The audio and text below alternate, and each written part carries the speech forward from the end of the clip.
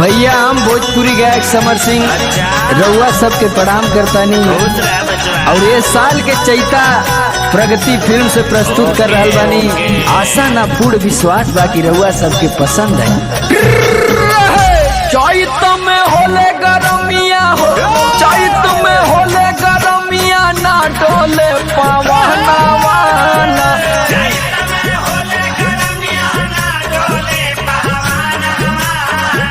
चैत में होले गरमिया ना डोले पवना वाला।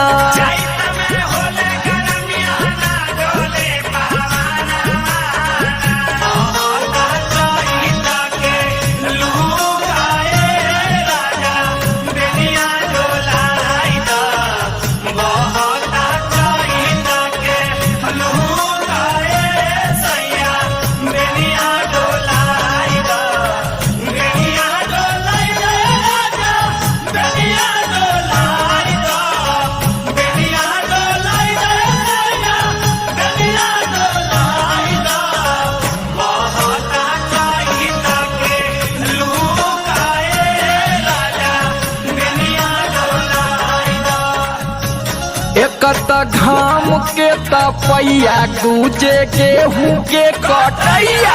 एकत घाम के तपैया दूजे गेहूं के कटैया। देहिया सीजे तब हो, देहिया सीजे तब भीजेला जो बनावाना।